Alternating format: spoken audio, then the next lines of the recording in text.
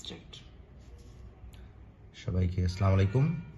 আজকে আমরা কিছু গুরুত্বপূর্ণ বাগধারা শিখব, যেটি আমরা 11 থেকে 20 গ্রেডের চাকরির জন্য, যেগুলো আমরা সরাসরি 5টা বাগধারা থাকে পরীক্ষায় এবং সরাসরি লিখতে হয় উত্তর, যেগুলোতে অপশন থাকে না, কিন্তু আমরা অপশন ছাড়া পড়ার চেষ্টা করব যাতে আমাদের মনে থাকে। আপনারা জানেন যে পড়াশোনার ক্ষেত্রে 3টি জিনিস আমাদের খেয়াল রাখতে হয়।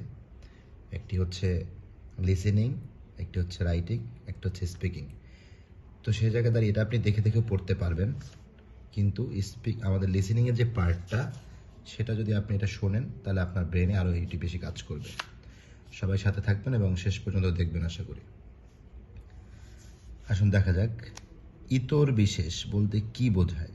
ইতর বিশেষ আমরা অনেকে এই জায়গাটা ভুল করে থাকি। আমরা হয়তো অন্য কোনো কিছু আনসার করতে পারি, কিন্তু এই জায়গাটা কিন্তু শব্দটা হবে পার্থক্য।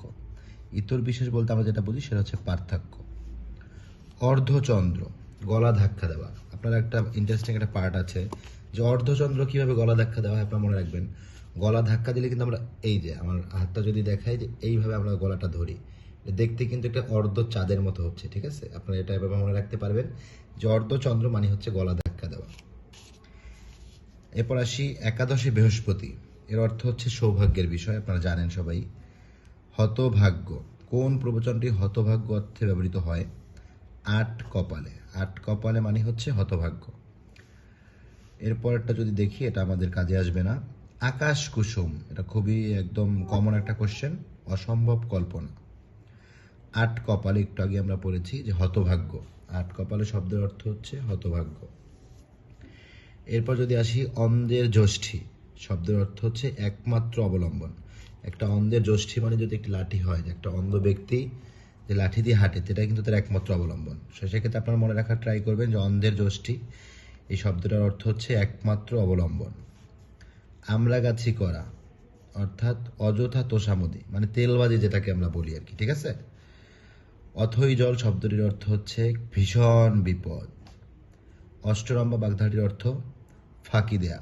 আমরা কথায় কথা অনেক সময় বলে থাকি যে তুমি অষ্টরম্ভা দিচ্ছ কাজের ক্ষেত্রে, এভাবে আর কি একটু সিস্টেমিক্যালি আপনাদের মনে রাখতে হবে পড়াটা।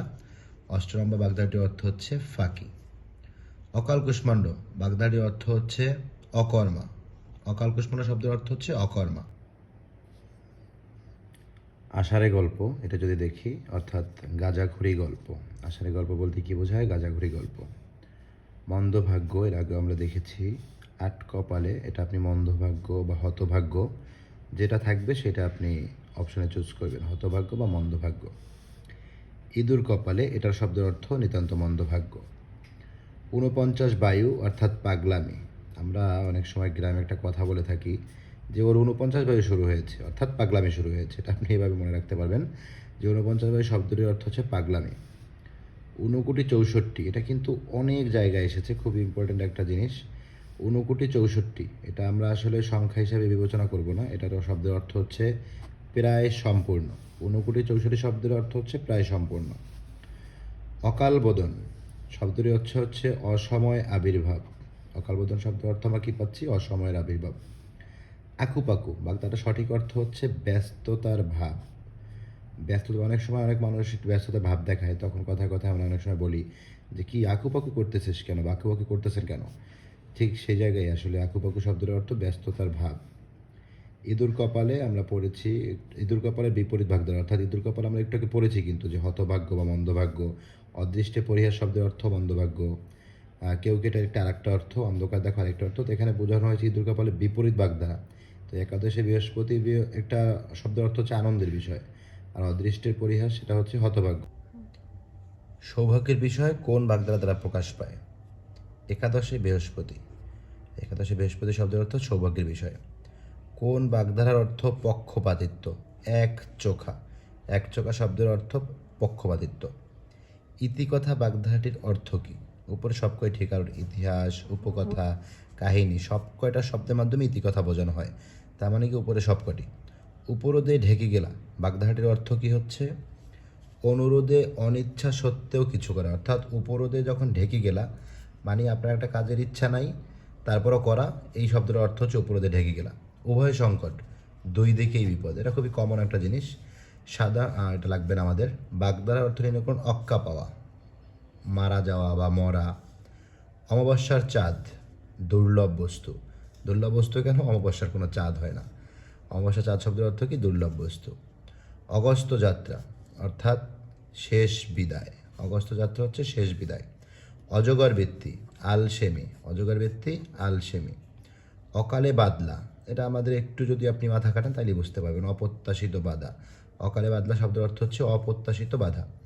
অনুরোধে ঢেকে গেলে একটু আগে আমরা দেখেছি যে অনিচ্ছা সত্ত্বেও কিছু কাজ করা, সেটা হচ্ছে অনুরোধে ঢেকে গেলা। অন্ধকার দেখা হতবুদ্ধি। হতবুদ্ধি অন্ধকার দেখা। অরণ্যরোদন কথাটির অর্থ কী? অরণ্যরোদন শব্দটির অর্থ হচ্ছে বৃথা চেষ্টা। অরণ্যরোদন বাগধাটির অর্থ হচ্ছে বৃথা চেষ্টা। আদিক্ষেতা এই বাগধাটির অর্থ কোনটি? ন্যাকামি। আজকে এই পর্যন্তই থাকলো। আমরা আগামী 5 দিন পুরো বাগধারা পড়াশোনা করব এবং বাগধারা চ্যাপ্টারটা ক্লোজ করে ফেলবো। আশা করব আগামী 5 দিন যদি আপনারা নিয়মিত ভিডিওগুলো দেখেন আপনারা বাগধারা নিয়ে কোনো সমস্যা থাকবে না আশা করি। সবাইকে আসসালামু আলাইকুম, ধন্যবাদ।